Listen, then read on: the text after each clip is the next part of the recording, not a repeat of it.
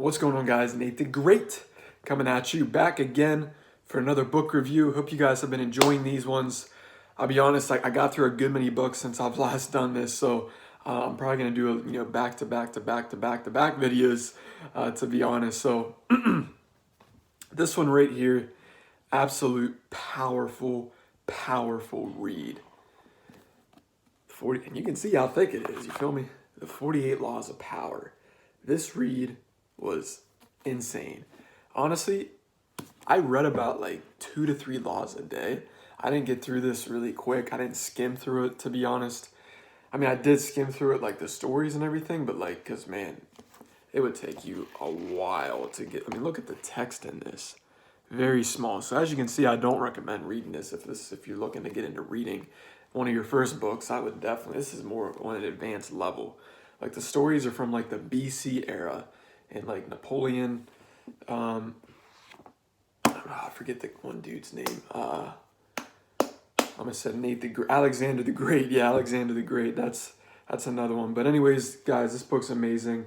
I'll read the back of it. The best-selling book for those who want power, watch power, or want to arm themselves against power. A moral, cuning, ruthless, and instructive, this piercing work distills 3,000 years of the history of power into 48 well-explicited laws. As attention-grabbing in its design as it is in its content, this bold volume outlines the laws of power in their unvarnished essence, synthesizing the philosophies of Machiavelli, Sun Tzu, Karl von Clausewitz, and other great thinkers. Some laws require prudence, which is law number 1.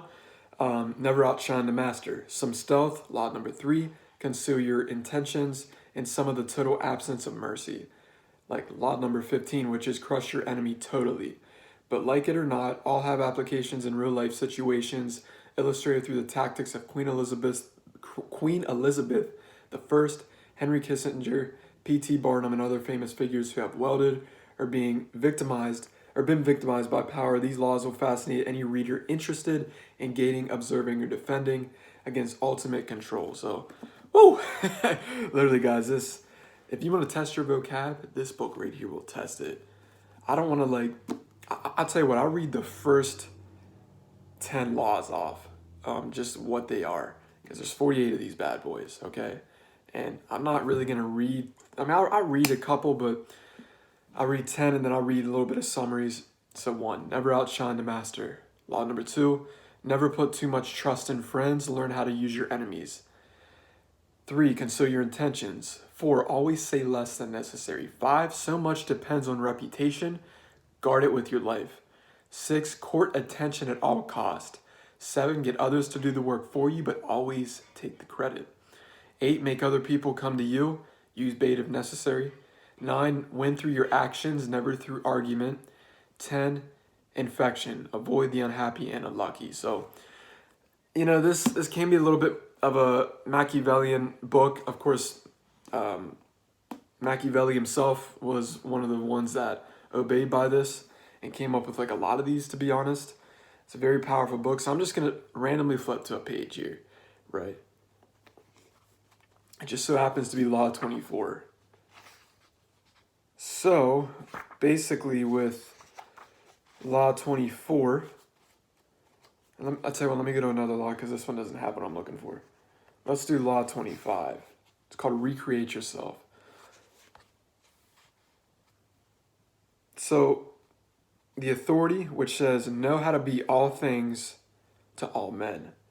A discreet protist, a scholar among scholars, a saint among saints, that is the art of winning over everyone, for like attracts like. Take note of temperaments and adapt yourself to that of each person you meet. Follow the lead of the serious and jovial, in turn changing your mood discreetly. And then they have like a reversal effect, which is the reversal of something.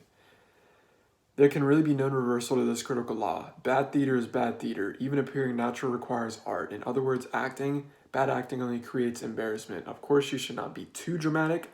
Avoid the histrionic jester. But that is simply bad theater anyway, since it violates centuries-old dramatic laws against overacting. In essence, there is no reversal to this law. And again, this law is recreate yourself. Do not accept the roles that society foists on you. Recreate yourself by forging a new identity, one that commands attention and never bores the audience. Be the master of your own image rather than letting others define it for you. Incorporate dramatic devices into your public gestures and actions. Your power will be enhanced and your character will seem larger than life. So, as you can see, amazing book. If you've been reading self-help and personal development books for a while and you haven't read this yet, definitely get it. All right, get this book. Again, I mean, it's not like a $5 or $10 book. I mean, this book runs around like, I believe, $20 or something, $25 on Amazon.